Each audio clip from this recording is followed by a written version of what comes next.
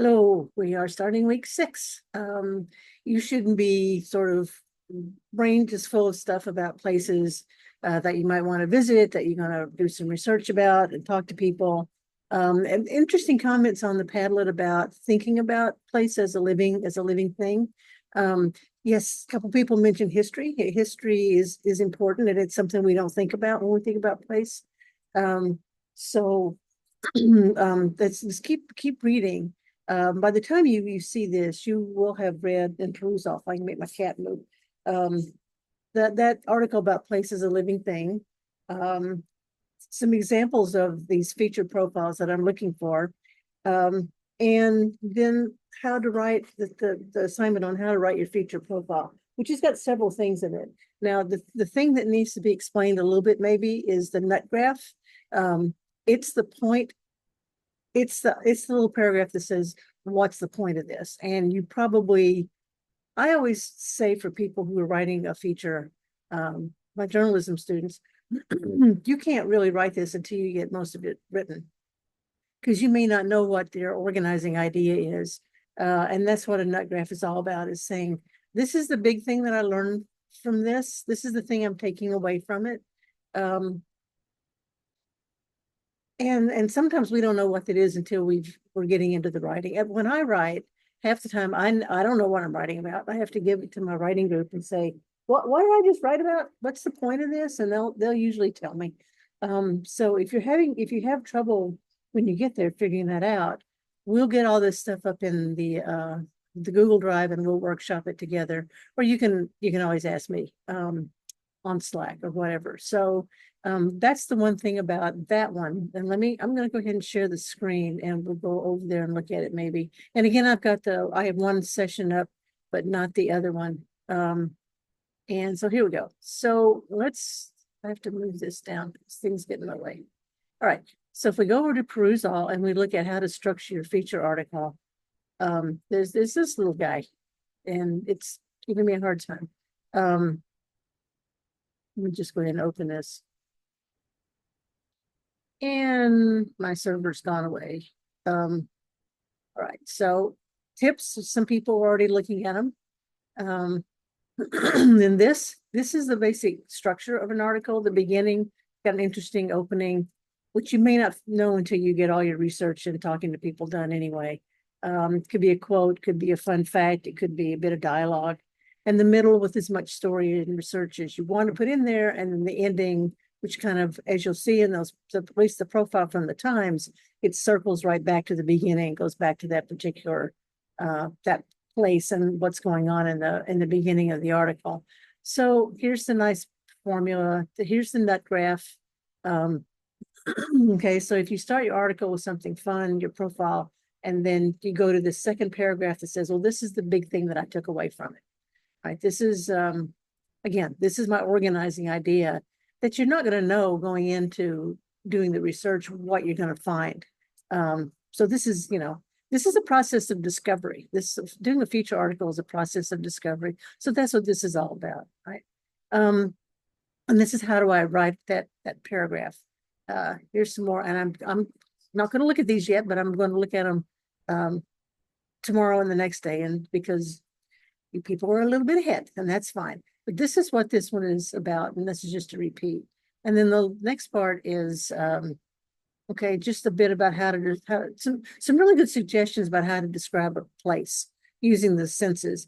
It kind of goes back to the Linda Berry thing that we were doing with the visualizing that location where your discourse community was talking. It's the same kind of idea when describing place.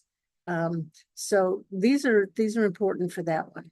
So let me go back over here and I'll get to the content thing. The schedule this week, oops, I want to do that yet. The schedule this week is really pretty simple. It is, if you haven't read all that stuff, do it. And on the Padlet, tell us the place you've chosen. And there's a prompt on there that should ask for a little bit more information. And then this is the one I wanted to focus on here. Be sure to look in the content area labeled materials for research. And these are things that you don't have to annotate or do anything, which is why I didn't put them in perusal, but they're things that you might want to use. So let's go back over here to, so that's the weekly schedule and that's it. So the only assignment is to let us know what you're doing so we can comment on it. I can comment on it. And by the way, I'm working on the unit 1 essays. I'm almost done. I'll get them done. They'll be done tomorrow and the next day. This Thursday and Friday because I'm doing this Wednesday evening. Okay. So you're just working on your profile. DM me on Slack. Let me know what's going on. If you got questions, you're confused, whatever. All right. That's the schedule. So the other things in this unit in here are the weekly schedules and then these materials for research.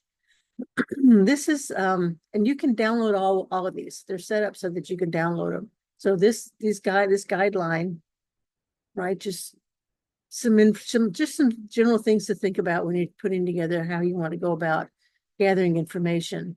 Which I'm not going to go over, but you can read them. Engage the issues, connect physical location to stories, keep track of your sources. Actually, this one is very important. If you can find, historical photographs, that's cool. Take some of your own that you can put in here. This thing can be as multimodal as you want it to be. Keep track of who you talk to and where you get the information. This is sort of old school stuff, but it's important so you can find it later. So there's that one. This is some hints on how to collect information. These are what we call the journalist questions, which you may have run into in English 1101. They're who, what, when, where, why, and how. And if you can go into looking at a place and ask some of these questions, it'll give you some thoughts before you get in too far into your research about how you might want to go about finding things, what you might be looking for. Okay, are there important individuals or groups?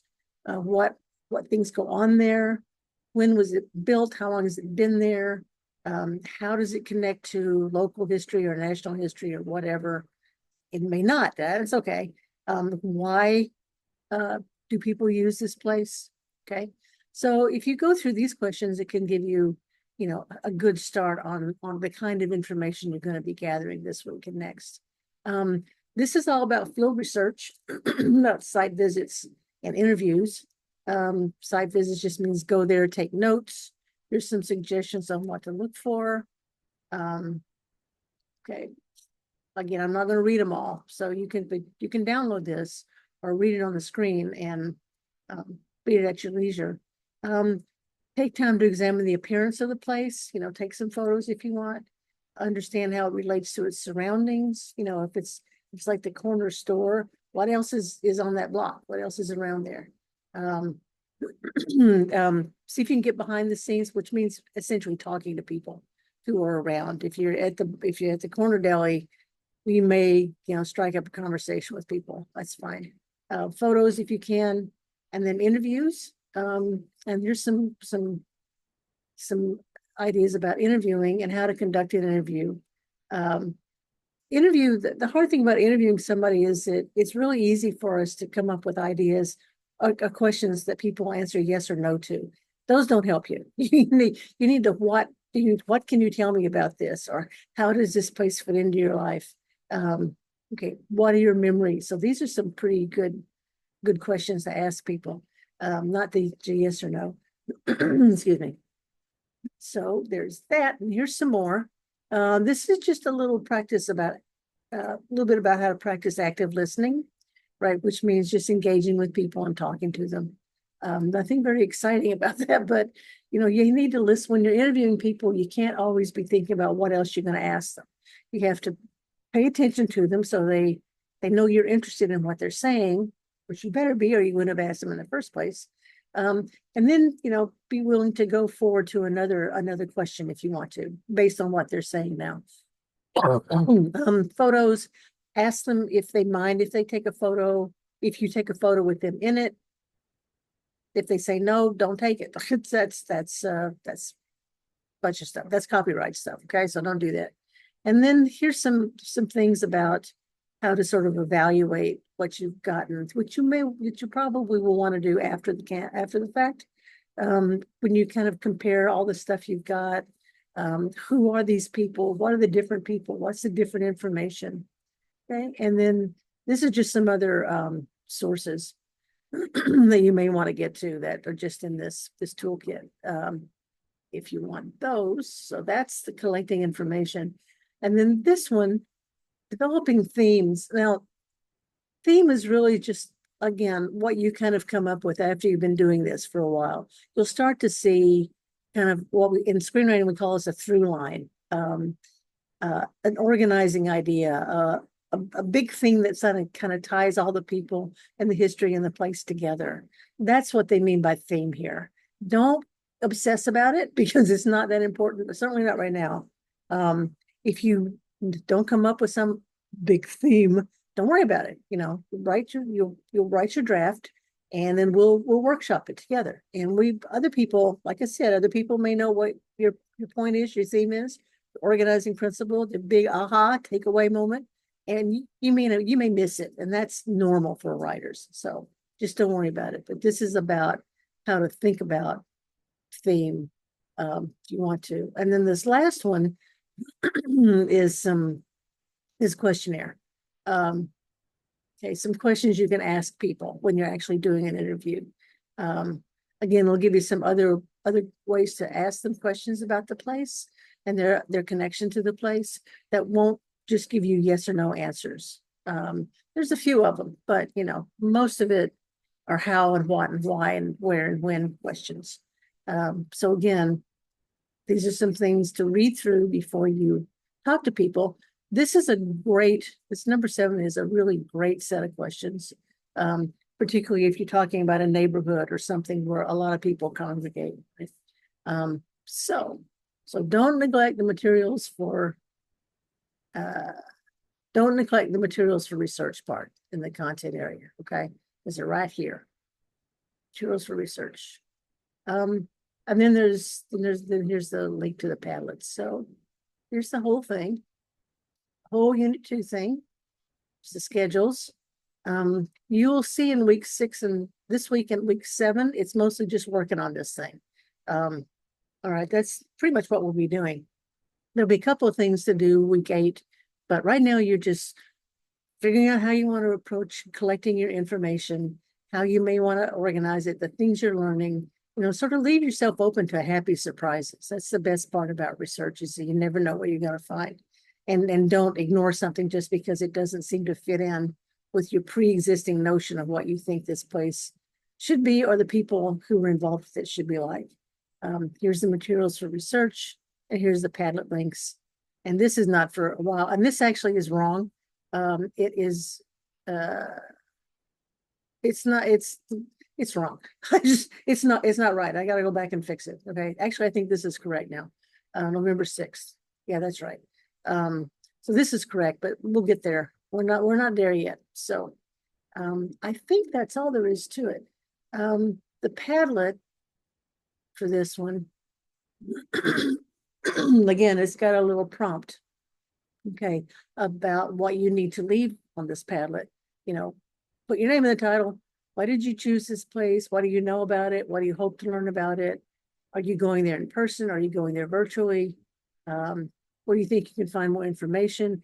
If you're completely lost, you can say help, or you can DM me on Slack and say help, and we'll help. We'll chat about it. Okay, so that's the Padlet for this. And then the perusal, just to remind everybody where we are, is, come on, right here.